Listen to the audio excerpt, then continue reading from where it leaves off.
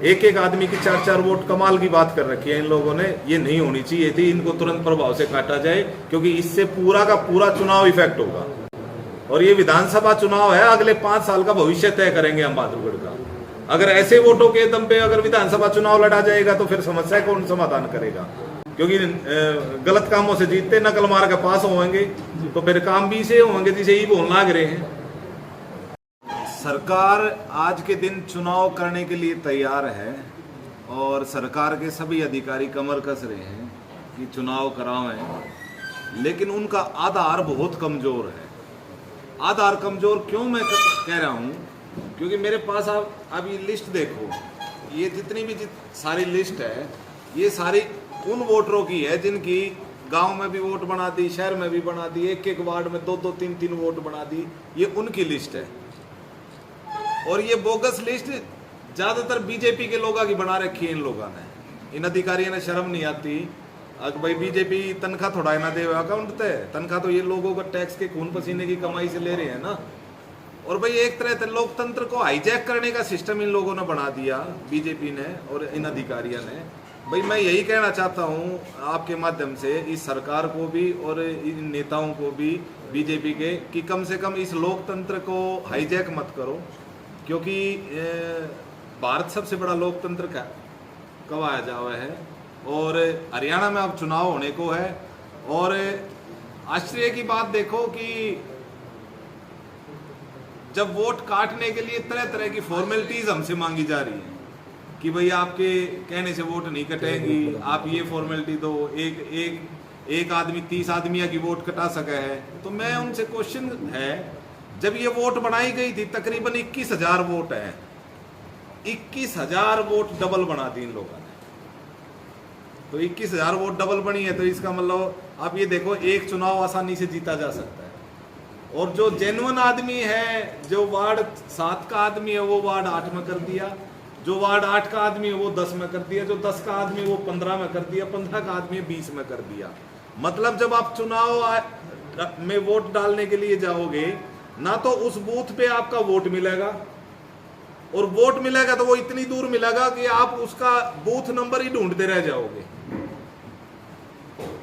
मेरी यही आपके माध्यम से निवेदन है सरकार से और चुनाव आयोग से कम ये जो भयंकर त्रुटि आप लोगों ने की है, मुझे नहीं पता इसमें कौन कौन शामिल है, लेकिन इसकी एक इंक्वायरी भी बिठाई जानी चाहिए। और चुनाव आ रहे हैं तो चुनाव का सिस्टम हाईजैक नहीं होना चाहिए।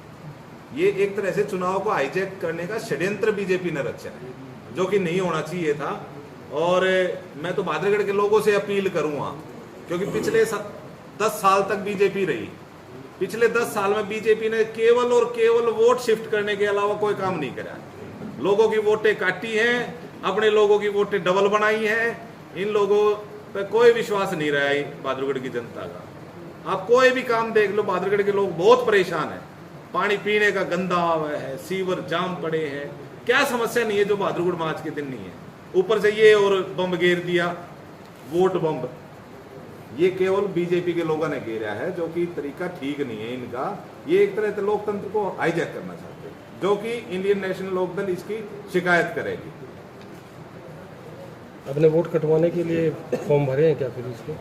सर, वोट कटवाने के लिए एक आदमी जो वोट कटवाने के लिए फार्म भर रहा है, उससे ये 30 आदमियों से ज्यादा एक आदमी की एक्सेप्ट नहीं कर रहे। क्यों भाई? ये 20,000 वोट डबल बना दी, ये किसके एप्लीकेशन पर बना दी? ये कहते हैं डिजिटल इंडिया हो गया। डिजिटल इंडिया में क्या एक आईडी से 2-2 वोट बन जाएंगी? सेम आपका मोबाइल नंबर है, सेम आपका घर का नंबर है, सेम आपका मोबाइल नंबर है, सेम आपका घर का नंबर है, लेकिन वोट डबल बना दी।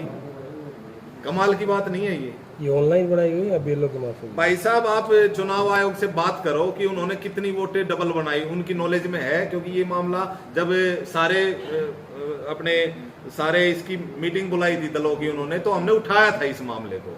तो उन्होंने कहा भाई साहब हम ऐसे काट तो नहीं सकते। मैं मगर जोड़ कैसे दी? फिर जोड़ कैसे दी? भाई तुम काट नहीं सकते तो जोड़ किसके उस पे दी? और इसका एक और काम करा, वोट डबल ना बढ़ाई। बहादुरगढ़ गया, आने वाले समय में जो मतगणना है वो भी बहादुरगढ़ में नहीं करा रहे शेर के पट्टे। मतलब इन लोगों ने इतना भाद्रगढ़ पे लोगों पे विश्वास नहीं कि यहाँ पे मतगणना यहाँ पे करवाई जाए। भाई मतगणना जो है वो तो लोगों का अधिकार होगा, यही होनी चाहिए। भाई चुनाव तो भाद्रगढ़ का है ना, है? आपने देखा होगा एमपी चुनाव में कितना बुरा हाल होया था, झज्जर में कितने बुरे हालात थे। अब ये भाद्रगढ़ की मतगणना को भी शिफ्ट कराने के प्लानिंग में है, क्योंकि बीजेपी का भयंकर दबाव है कि भाद्रगढ़ में मतगणना नहीं होनी चाहिए। वो तो पूरे जिले की एक साथ हो रही है मतगणना। वो भाई आप एक बात बताओ, चुनाव जिले का थोड़ा है ना, विधानसभा का है। हर एक विधानसभा सक्षम है, मतगणना आज तक होने लग रही, अन्य की परेशानी आ गई। आज तक नहीं हुई क्या? जब संसाधन नहीं थे, जब तो मतगणना वहां के एरिया में हुई थी। आज संसाधन है लेकिन जिले में होगी। ये कमाल की नियम है। कौन से नियम और कौन से कानून के तहत इन न करा है ये? आप बताओ ना मेरे को। तो अब इन वोटों को कटवाने